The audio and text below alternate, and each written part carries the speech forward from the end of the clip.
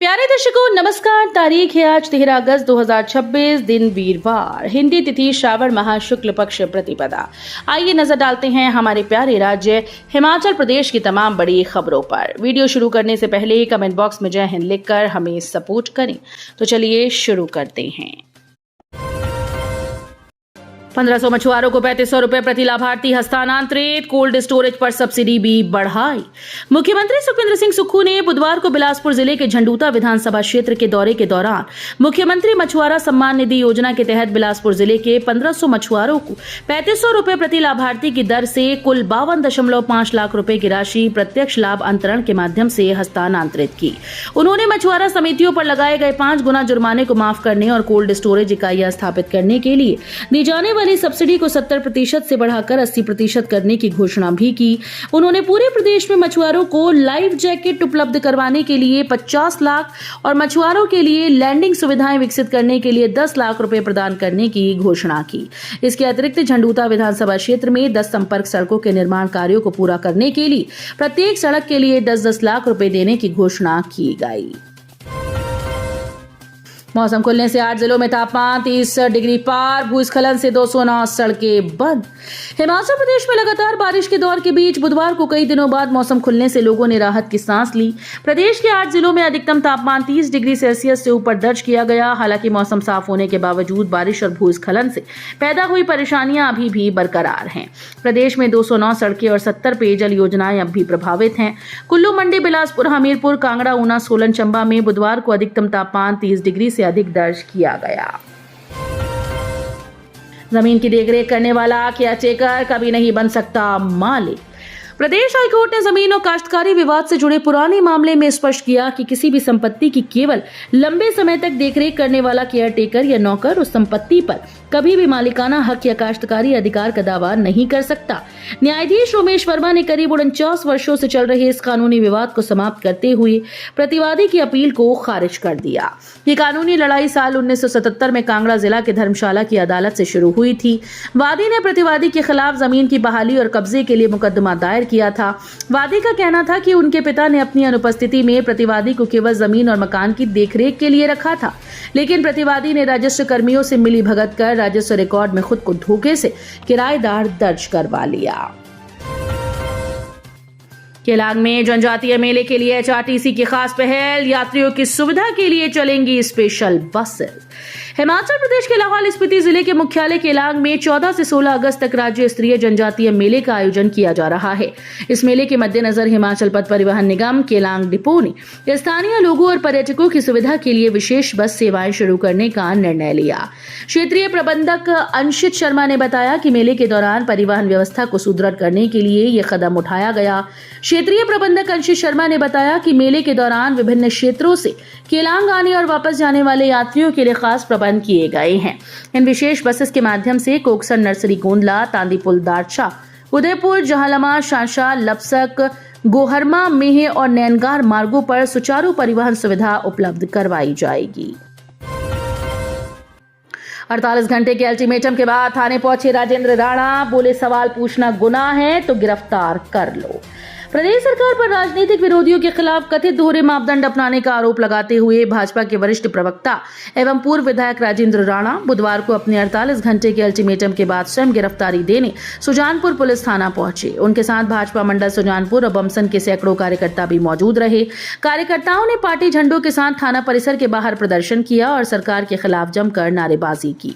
राणा ने पुलिस अधिकारियों के समक्ष अपना पक्ष रखते हुए कहा कि उन्होंने प्रधानमंत्री नरेंद्र मोदी के खिलाफ कथित अभद्र भाषा के इस्तेमाल के मामले में 48 घंटे के भीतर कार्रवाई की मांग की थी, लेकिन शिकायत पर अब तक एफआईआर दर्ज नहीं की गई। उन्होंने कहा कि दूसरी ओर भाजपा नेताओं के खिलाफ दी गई शिकायतों पर महज कुछ घंटों में एफआईआर दर्ज कर दी जाती है। उन्होंने कहा कि अगर सवाल पूछना गुनाह है तो मुझे गिरफ्तार कर लो। एचपीएमसी ने तय की सेब भंडारण की दरें, किसानों के लिए 20% कोटा आरक्षित। हिमाचल प्रदेश बागवानी उपज विपणन प्रसंस्करण निगम समिति ने आगामी सेब सीजन 2026 की तैयारियों को पूरा करते हुए नियंत्रित वातावरण भंडारों में सेब भंडारण की दरें निर्धारित कर दी। राज्य के बागवानों और किसानों के हितों को सर्वोपरि रखते हुए निगम ने यह सुनिश्चित किया कि सीए स्टोर्स की कुल क्षमता का 20% हिस्सा विशेष रूप से केवल स्थानीय किसानों के लिए आरक्षित रहेगा।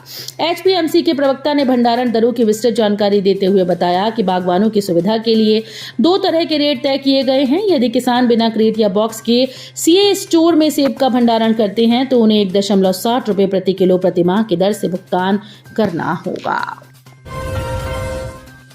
बेटियों ने रोइंग में लहराया परचम, राष्ट्रीय सब जूनियर चैंपियनशिप में जीता स्वर्ण। कोलकाता में आयोजित 27वीं राष्ट्रीय सब जूनियर रोइंग चैंपियनशिप में हिमाचल प्रदेश की 2 बेटियों ने शानदार प्रदर्शन करते हुए स्वर्ण पदक अपने नाम किया। रामपुर की श्रेया ठाकुर और किन्नौर जिले की पोंडा की अर्चिता नेगी ने डबल स्कल वर्ग में शानदार तालमेल और बेहतरीन प्रदर्शन के दम पर स्वर्ण पदक जीता। दोनों खिलाड़ी साई अकादमी केरल में रोइंग का प्रशिक्षण ले रही हैं। रोइंग फेडरेशन ऑफ इंडिया की ओर से 7 से 9 अगस्त तक कोलकाता में आयोजित प्रतियोगिता में हिमाचल की जोड़ी ने शुरुआत से ही शानदार प्रदर्शन किया। पदोन्नति मामले में हजारों शिक्षकों को बड़ी राहत, विधि विभाग ने इस फैसले को लागू करने की दी सलाह। हिमाचल प्रदेश के हजारों जेबीटी शिक्षकों और हेड टीचर्स को पदोन्नति लाभ मिलने का रास्ता साफ होता नजर आ रहा है। राज्य के विधि विभाग ने शिक्षा विभाग को सलाह दी कि हेड टीचर पदोन्नति से जुड़े मामले में हिमाचल प्रदेश उच्च न्यायालय के फैसले को लागू किया जाए। विभाग ने माना कि मौजूदा भर्ती और पदोन्नति नियमों में हेड टीचर का पद एक पूर्ण पदोन्नति पद है और इस पद पर नियुक्त कर्मचारियों को वेतन निर्धारण सहित सभी पदोन्नति लाभ दिए जाने चाहिए। हिमाचल के जो 2603 पंचायतों में 15 अगस्त की ग्राम सभा कार्यवाही सभा सार मंच पर होगी दर्ज, ऑडियो वीडियो रिकॉर्डिंग होगी। हिमाचल प्रदेश में 15 अगस्त 2026 को होने वाली अनिवार्य ग्राम सभा की कार्यवाही को डिजिटल रूप से दर्ज करने के लिए पंचायती राज विभाग ने सभी जिला पंचायत अधिकारियों को आवश्यक निर्देश जारी कर दिए। विभाग ने ग्राम सभा की कार्यवाही के दस्तावेजीकरण के लिए केंद्र सरकार के पंचायती राज मंत्रालय द्वारा विकसित कृत्रिम बुद्धिमत्ता आधारित सभा सार मंच का अनिवार्य रूप से उपयोग सुनिश्चित करने के लिए कहा है। आईआईटी मंडी के प्रोफेसर देसी राजू को क्रिस्टलोग्राफी का सर्वोच्च अवार्ड पुरस्कार, अनूठे शोध से बदलेगी दवा की दुनिया। सफलता किसी उम्र या सीमाओं की मोहताज नहीं होती, बस आवश्यकता होती है एक अलग सोच और अटूट समर्पण की। भारतीय प्रौद्योगिकी संस्थान मंडी के विशिष्ट प्रोफेसर गौतम आर देसी राजू ने अंतर्राष्ट्रीय स्तर पर भारत का मान बढ़ाते हुए क्रिस्टलोग्राफी विज्ञान का सर्वोच्च 14वां अवार्ड पुरस्कार अपने नाम किया। कनाडा के कैलगरी में 11 अगस्त को आयोजित अंतर्राष्ट्रीय क्रिस्टलोग्राफी कांग्रेस में उन्हें इस प्रतिष्ठित सम्मान से सम्मानित किया गया। ये पुरस्कार विज्ञान जगत में नोबेल के बाद सबसे ज्यादा प्रतिष्ठित माना जाता है। बिना जनमत संग्रह पंचायत घर के निर्माण पर हिमाचल हाईकोर्ट ने लगाई रोक, सरकार से जवाब तलब किया। हिमाचल प्रदेश हाईकोर्ट ने बिना जनमत संग्रह करवाए पंचायत घर निर्माण के लिए टेंडर आवंटित करने पर करार संज्ञान लिया। न्यायाधीश ज्योत्सना रिवाल दुआ की एकल पीठ ने मामले की गंभीरता को देखते हुए निर्माण गतिविधियों पर आगामी सुनवाई तक अंतरिम रोक लगा दी है। ये विवाद रामपुर बुशर विकासखंड की ग्राम पंचायत सनारसा से जुड़ा है। इंदौरा में सीआईए टीम के हत्थे चढ़ा शिमला का नशा तस्कर, 1.5 किलो से ज्यादा चरस बरामद।